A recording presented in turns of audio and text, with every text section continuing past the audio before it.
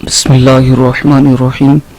عزیز طلبہ، ہم اپنے 5th ویک کے دوسرے لیکچر کی طرف جا رہے ہیں.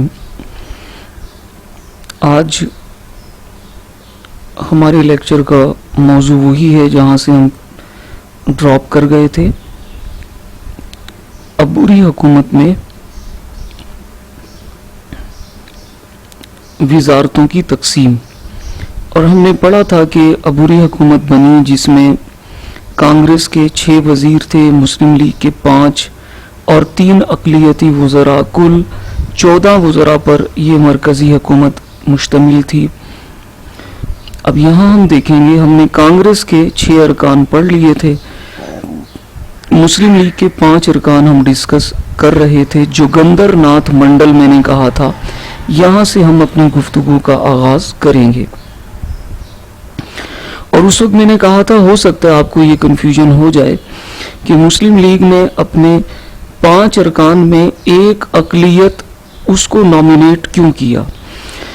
اس سے قائد اعظم نے بہت سارے فائدے حاصل کیے. پہلی چیز تو یہ تھی، پہلا فائدہ جو ہمیں اس سے ملنے والا تھا وہ یہ کہ ہم یہ تاثر دینا چاہتے تھے کہ مسلم لیگ صرف مسلمانوں کے لیے نہیں بلکہ دیگر قوموں کے لیے بھی کام کرتی ہے اور دیگر قوموں کو بھی ساتھ لے کر چلنا چاہتی ہے. ایک دوسری وجہ یہ تھی کہ پاکستان جن علاقوں پر بننے والا تھا ان علاقوں میں بہت سارے ہندو رہتے تھے. مثال کے طور پر سندھ، اب سندھ کا جو صوبہ ہے اسے پاکستان میں شامل ہونا تھا، لیکن سندھ میں بہت سارے ہندو آج بھی رہتے ہیں. یعنی آج سن 2020 میں پاکستان بننے کے بعد بھی 72 سال ہمیں ہو گئے ہیں پاکستان بنائے، آج بھی یہاں بہت بڑی آبادی ہے ہندوؤں کی. پورے شہر ہیں آپ کے سندھ کے اندر ہندوؤں کے.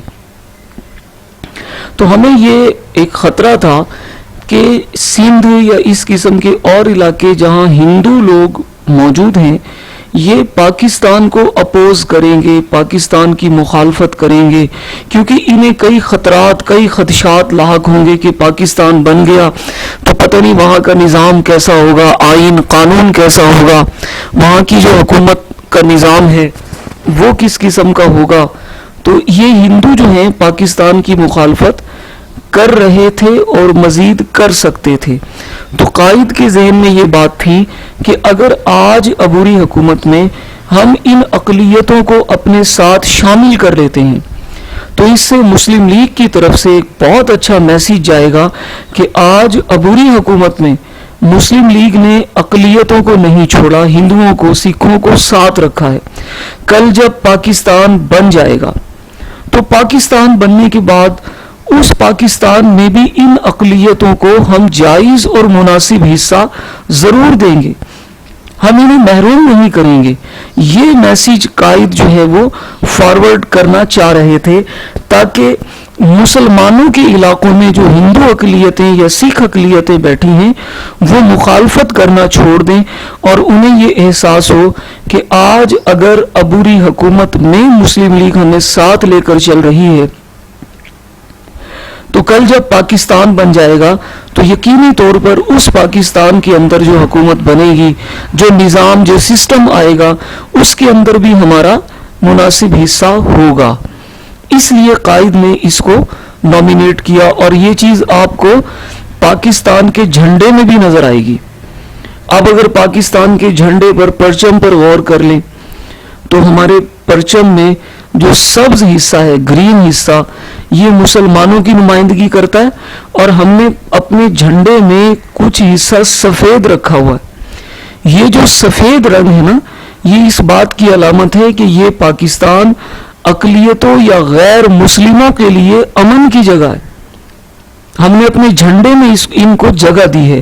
تو اس جوگندر ناتھ منڈل کو قائد نے نامینیٹ کر کے یہ میسیج دیا تھا تاکہ پاکستان کی راہ میں جو اقلیتیں رکاوٹ پیدا کر سکتی ہوں وہ رکاوٹ پیدا نہ کریں اور انہیں یہ اطمینان حاصل ہو جائے کہ جب پاکستان بنے گا تو اس پاکستان میں ہمیں ہمارے حقوق کا مکمل تحفظ دیا جائے گا. تیسری ایک اور وجہ تھی देखिए, आप अगर इधर गौर करें, कांग्रेस के ये 6 में से ये 5 के 5 अरकान ये हिंदू थे, और हिंदू भी कौन से? आला तबके के हिंदू। मैंने आपको शुरू में बताया था कि हिंदू मुआशरा 4 जातों में बटा हुआ है, 4 तबकों में बटा हुआ है। सबसे आला तबका ब्राह्मण, उसके बाद वैश्य, फिर खश्तरी, और सबसे घटिया तबका शूदर, जिन्हें मलीच या अछूत या नापाक कहा जाता था। तो ये सारे के सारे अरकान हिंदुओं की आला जात से इनका ताल्लुक था, यूं कहीं ये ब्राह्मण थे, ब्राह्मण। और ये जोगिंदर नाथ मंडल, ये अछूत बिरादरी यानी शूदर, जिनको हिंदू मलीच या नापाक कहते हैं, ये थे। अब यहां कायद की सियासत थी, उसको जरा समझिएगा। देखें, एक तरफ अब काबीना का इजलास हो रहा है, ये 14 वजीर जो हैं ये काबीना के इजलास में बैठे हैं। एक तरफ 5 ब्राह्मण बैठे हों, और उन 5 ब्राह्मणों के साथ हम एक अछूत को ले जाकर बिठा दें, एक शूदर को ले जाकर बिठा दें, तो ये बहुत बड़ा एक प्रॉब्लम, एक इशू क्रिएट होता है। क्योंकि हिंदू धर्म, हिंदू मजहब के अंदर ये बात मौजूद है कि कोई शूदर, कोई मलीच, कोई अछूत कभी किसी ब्राह्मण के बराबर में आकर नहीं बैठ सकता, या कोई ब्राह्मण किसी शूदर के बराबर में नहीं बैठेगा, क्योंकि ये उनके मजहब का, उनके धर्म का एक उसूल है। और अगर इस उसूल की खिलाफ वर्जी की जाए, बिलफर्ज कोई ब्राह्मण किसी शूदर के साथ आकर बैठ जाए, टच हो जाए, छू जाए, तो हिंदू मजहब के मुताबिक उस ब्राह्मण का धर्म भ्रष्ट हो जाता है, यानी उसका जो मजहब है वो नापाक हो जाता है। और जिसका धर्म भ्रष्ट यानी नापाक हो जाए, वो उस वक्त तक कुछ भी खा पी नहीं सकता जब तक गंगा नामी दरिया, गंगा जल पर जाकर पवित्र स्नान यानी मुकद्दस गुस्ल ना कर ले। यानी इसको यूं समझिए कि ब्राह्मण शूद्र के साथ टच हुआ, अब ब्राह्मण का धर्म नापाक हो गया। अब ब्राह्मण के लिए कुछ भी खाना पीना मना है उस वक्त तक, जब तक कि वो गंगा पर जाकर स्नान यानी गुस्ल ना करे, वो ना खा सकता है ना पी सकता है। अब ये एक अजीब सी सिचुएशन होगी, हम एक अछूत को नॉमिनेट कर रहे हैं, जोगिंदर नाथ मंडल को, और ये अछूत काबीना के इजलास में जाकर इन 5 ब्राह्मणों के साथ बैठ जाता है, और इनके साथ बैठते ही इन 5 ब्राह्मणों का धर्म भ्रष्ट हो जाएगा, और ये उस वक्त तक खा पी नहीं सकेंगे जब तक जाकर गंगा जल पर पवित्र स्नान न कर ले। ये कायद की एक सियासी चाल थी, कायद ये मैसेज देना चाह रहे थे। अच्छा, फिर हमने इसको लिया भी अछूत बिरादरी से, यानी मुस्लिम लीग किसी ब्राह्मण को भी नॉमिनेट कर सकती थी, ऐसा नहीं था कि हमें कोई ब्राह्मण अवेलेबल नहीं था, ब्राह्मण थे हमारे पास, लेकिन हमने अछूत को नॉमिनेट किया। एक मैसेज तो इससे ये गया कि हमारे लिए ब्राह्मण, शूद्र, वैश्य, खश्तरी ये कोई चीज नहीं है, हम सबको बराबर समझते हैं, और हम एक शूद्र को भी वही वैल्यू देंगे जो हम एक ब्राह्मण को देते हैं। हमारे लिए वैश्य की वैल्यू भी वही है, हमारे लिए खश्तरी की वैल्यू भी वही है। हम ऊंच नीच या जात पात का फर्क नहीं करते। एक तो ये था, और दूसरा, अगर मुस्लिम लीग किसी ब्राह्मण को नॉमिनेट करती तो लोगों के जहन में ये बात आ सकती थी कि देखें जी, इन्होंने भी तो ब्राह्मणों को नॉमिनेट किया, ये भी जात पात या ऊंच नीच के कायल हैं, इसलिए हमने किसी ब्राह्मण की बजाय हमने एक अछूत को, एक शूद्र को, जिसको हिंदू मलीच कह रहे थे, उसे नॉमिनेट करके एक अच्छा मैसेज दिया कि हम जात पात का फर्क नहीं रखते।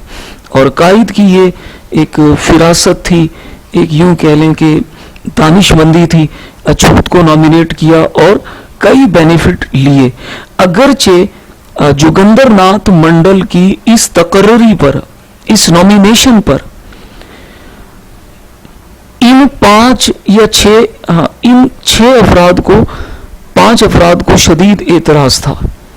इन्होंने कहा कि आप जोगिंदर नाथ मंडल की बजाय किसी ब्राह्मण को भेजें, लेकिन कायद ने कहा कि ये चूंकि नॉमिनेशन हमारी है, हम जिसको चाहे भेजें, आपको इस पर एतराज़ नहीं होना चाहिए।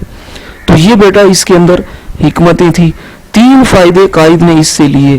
पहला फायदा तो ये कि पाकिस्तान जिन इलाकों पर बनने वाला था, उन इलाकों में बसने वाली अक़लियतों को ये मैसेज दे दिया कि हम अक़लियतों को हुकूमत की जो अपॉर्चुनिटीज़ हैं, हुकूमत साजी है, काबीना है, उसमें बराबर की अहमियत हम देंगे। और दूसरा, मुस्लिम लीग सिर्फ मुसलमानों के लिए नहीं बल्कि दीगर अक़वाम के साथ मिलकर आगे चल रही है। और तीसरा मैसेज ये था कि मुस्लिम लीग जो है वो अपने सियासी मुस्तकबिल को बेहतर बनाने के लिए तमाम अक़लियतों को साथ लेकर चलेगी। पाकिस्तान में हम उन्हें जायज़ और बराबर हिस्सा देंगे। जी बेटा, ये थे मुस्लिम लीग के अरकान। अब आइए अक़लियती अरकान। C.H. भाभा, ये पारसी मज़हब से था। पारसी कौन लोग हैं? पारसी वो लोग हैं जो आग की पूजा करते हैं। असल में ये लफ्ज़ फारसी था, फारसी फे के साथ। फारिस ईरान का पुराना नाम है। ईरान में पहले आग की पूजा की जाती थी। आज भी ईरान में एक तबका, एक कौम मौजूद है, यही फारसी लोग हैं। ये आग की पूजा करते हैं, आग की इबादत करते हैं। उसी फारसी यानी फारिस के रहने वाले फारसी कहलाए और फिर वही फारसी लफ्ज़ आगे चलकर पारसी बन गया। तो अब ये एक मखसूस तबके की निशानदही करता है ये लफ्ज़, यानी पारसी। जब भी हम बोलते हैं तो हमें ये बात समझ में आ जाती है कि उस तबके की बात की जा रही है जो आग की पूजा करता है।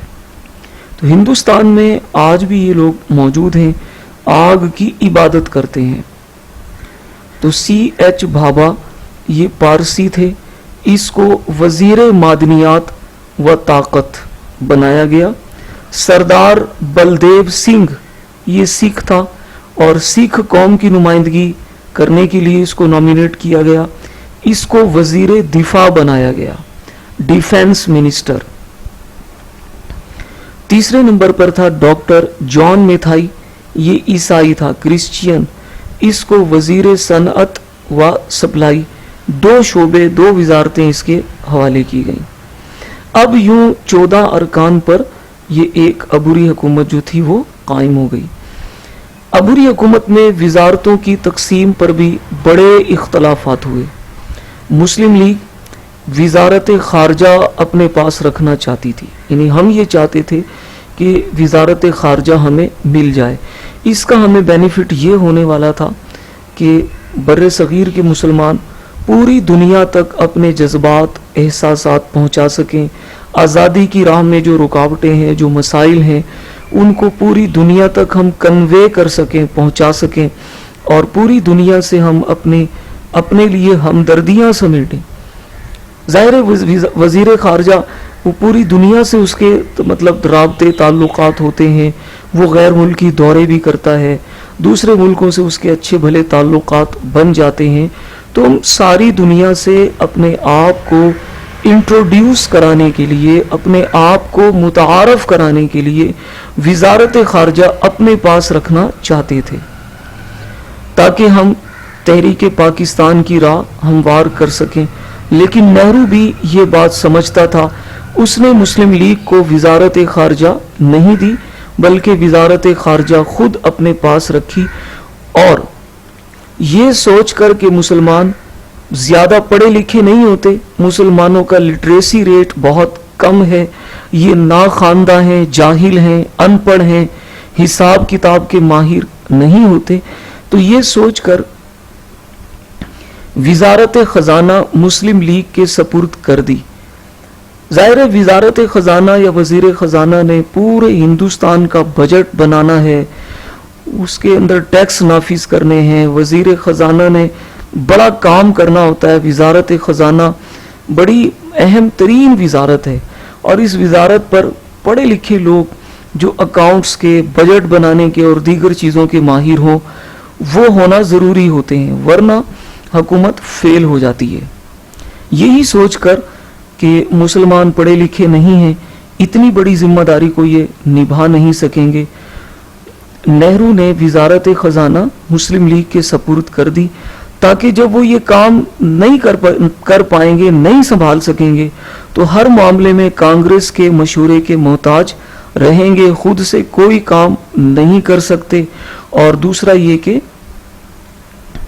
جب یہ اتنی بڑی ذمہ داری کو سنبھال نہیں پائیں گے تو اس سے مسلم لیگ کی گڈ ول خراب ہوگی، مسلم لیگ کی ریپیوٹ خراب ہوگی۔ ہم دنیا کو بتائیں گے کہ دیکھیں یہ مسلمان اپنے لیے علیحدہ وطن بنانا چاہتے ہیں، پاکستان بنانا چاہ رہے ہیں، جبکہ ان کے پاس اتنی قابلیت نہیں ہے، ایسے ماہر لوگ بھی نہیں ہیں جو ملک کا بجٹ ہی بنا سکیں، جو وزارت خزانہ کو چلا سکیں۔ تو جو مسلمان وزارت خزانہ نہیں چلا سکتے وہ پورا ملک کیسے چلائیں گے؟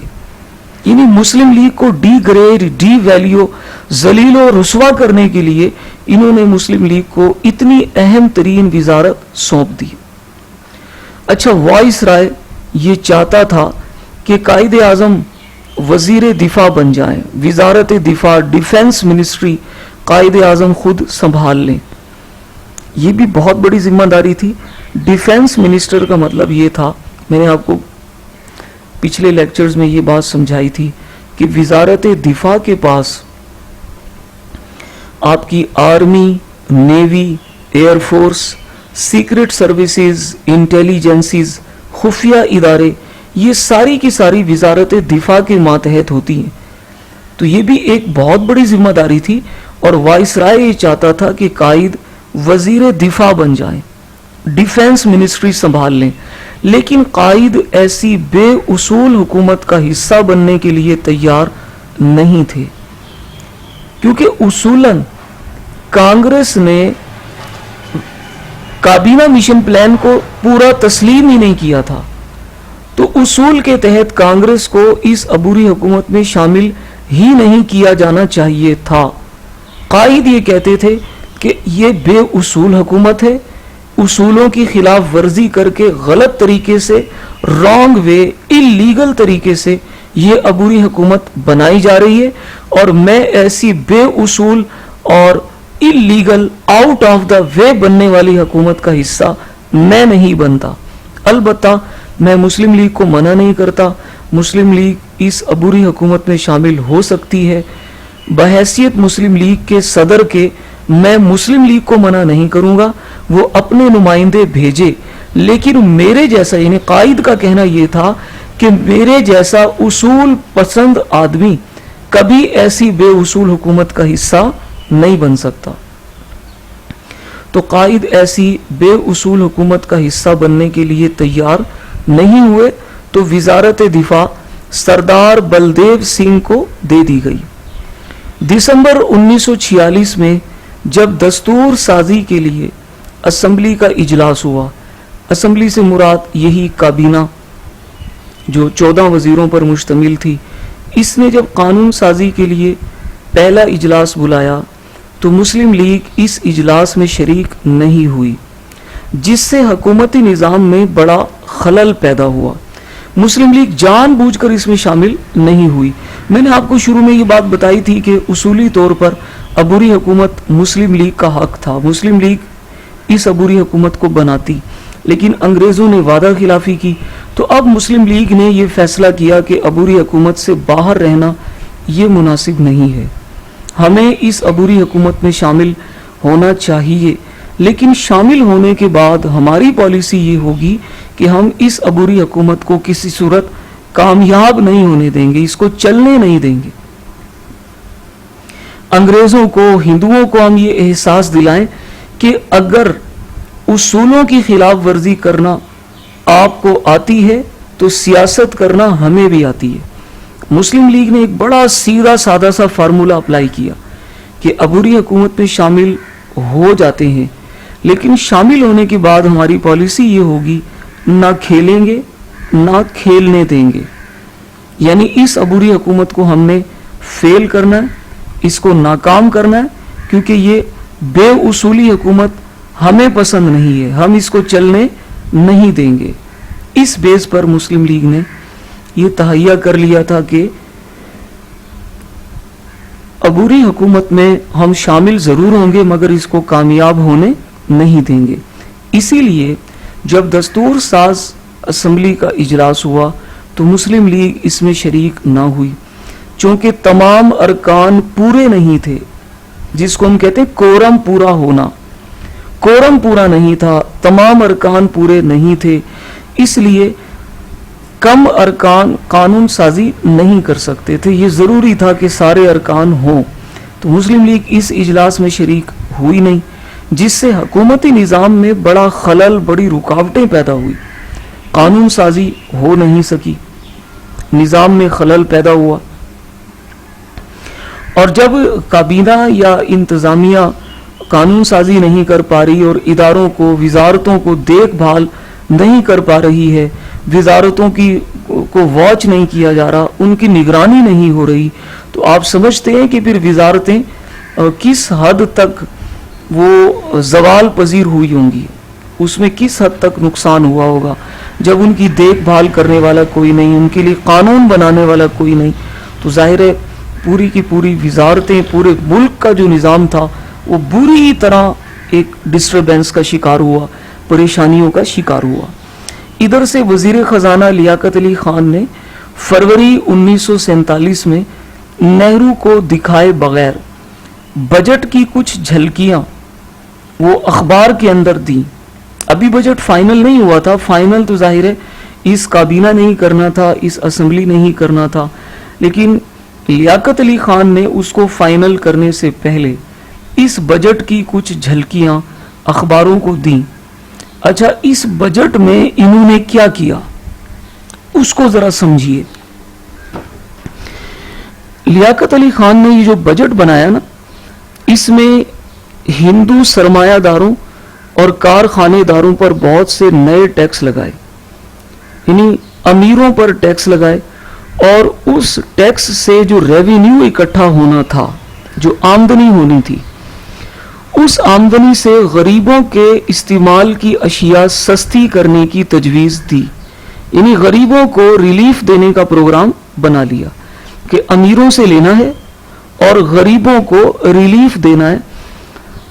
جتنے اخراجات ہیں, ملکی حکومتی اخراجات ہیں, وہ امیروں سے, ہندو سرمایہ داروں اور کارخانے داروں سے وصول کرنے, غریبوں کو ٹیکس فری کر دیں.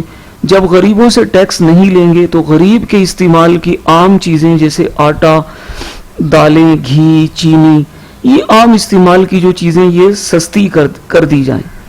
اچھا, ابھی یہ بجٹ فائنل نہیں ہوا تھا, لیکن لیاقت علی خان نے اس کی کچھ جھلکیاں جو ہیں وہ شو کر دیں. اس سے پورے ہندوستان میں ایک فائدہ مسلم لیگ کو, یہ بینیفٹ, ایک فائدہ یہ حاصل ہوا کہ ہندوستان کے جتنے غریب تھے نا, چاہے وہ سکھ تھے, وہ ہندو تھے, وہ عیسائی تھے یا وہ مسلمان تھے, وہ مسلم لیگ سے بڑے خوش ہوئے اور ان کے ذہن میں یہ بات بیٹھ گئی کہ دیکھو یار, مسلم لیگ یا مسلمان غریبوں کا کتنا خیال رکھنے والے ہیں. انہوں نے غریبوں کو ریلیف دیا ہے, غریبوں کے لیے چیزیں سستی کر دی ہیں, امیروں سے ٹیکس لیے ہیں, غریبوں کو انہوں نے آسانیاں دی ہیں. اور ابھی عبوری حکومت میں ان کو وزارت خزانہ ملی ہے تو انہوں نے اس حد تک غریبوں کا خیال رکھا ہے. کل اگر پاکستان بن جاتا ہے تو یہ تو غریبوں کا اور زیادہ خیال رکھیں گے. تو یہ تو بہت ضروری ہے کہ پاکستان بنے. یعنی مسلم لیگ کی گڈ ول بن گئی, لوگ مسلم لیگ سے متاثر ہوئے. اچھا, دوسری طرف یہ ہوا کہ جتنے ہندو سرمایہ داروں, کارخانے داروں پر نئے ٹیکس لگائے گئے, تو یہ سارے سرمایہ دار یا ہندو جو تھے نا, وہ نہرو کے خلاف ہو گئے اور انہوں نے نہرو کو بڑی لان تان کی, بڑی ملامت کی اور کہا کہ جناب یہ آپ کس قسم کا بجٹ لے کر آ رہے ہیں, سارے ٹیکس آپ نے امیروں پر لگا دیے. تو نہرو بڑا حیران ہوا, اس نے کہا ابھی تو بجٹ فائنل نہیں ہوا, تو لیاقت علی خان نے اس کو شو آف کیسے کر دیا, دکھا کیوں دیا, ابھی تو اس پر ڈسکشن ہونا باقی ہے, ابھی تو اس بجٹ میں کاٹ چھانٹ ہونی ہے. لیکن جتنے امیر ہندو تھے وہ نہرو کے خلاف ہو گئے, یا کانگریس سے ان کے دلوں میں نفرت بیٹھ گئی. تو یہ لیاقت علی خان کی ایک چال تھی, ایک انداز تھا ان کا, کہ انہوں نے غریبوں کو ریلیف دیا, امیروں پر نئے ٹیکس لگائے. اسی لیے تاریخ میں, ہسٹری میں اس بجٹ کو غریب پرور بجٹ یا پور مین بجٹ کہا جاتا ہے. کانگریسی رہنماؤں نے بھی اس بجٹ پر بڑا ہنگامہ کیا اور اسے مسترد کر دیا, رد کر دیا. غرض یہ کہ اس کابینہ میں ایسے ناخوشگوار حالات پیدا ہو گئے, یا یوں کہیں کہ مسلم لیگ نے کیے, کہ عبوری حکومت کا کامیابی سے چلنا مشکل ہو گیا. مسلم لیگ اور کانگریس میں اختلافات دن بدن بڑھتے گئے اور بالآخر عبوری حکومت بری طرح ناکام ہو گئی. آج کے لیے بیٹا اتنا ہی ہے. نیکسٹ لیکچر میں ہم دیکھیں گے کہ عبوری حکومت کی ناکامی کے بعد اگلے مرحلے پر کیا کیا گیا. امید ہے آپ کو بات سمجھ میں آئی ہوگی. کوئی چیز سمجھ نہ آ رہی ہو تو بیٹا واٹس ایپ پر وائس میسیج یا ٹیکسٹ میسیج کے ذریعے آپ سمجھ سکتے ہیں. کال کرنا چاہیں آپ کال بھی کر سکتے ہیں. نمبرز شروع میں آپ کو بتا دیے گئے تھے. آپ 24 گھنٹے مدد لے سکتے ہیں. آپ کی مدد کے لیے ہم ہر وقت تیار ہیں. اللہ کرے آپ کے علم اور عمل میں اضافہ ہو. اللہ تعالیٰ آپ کو دنیا و آخرت کے تمام امتحانوں میں کامیابی نصیب فرمائے. آمین. السلام علیکم ورحمۃ اللہ وبرکاتہ.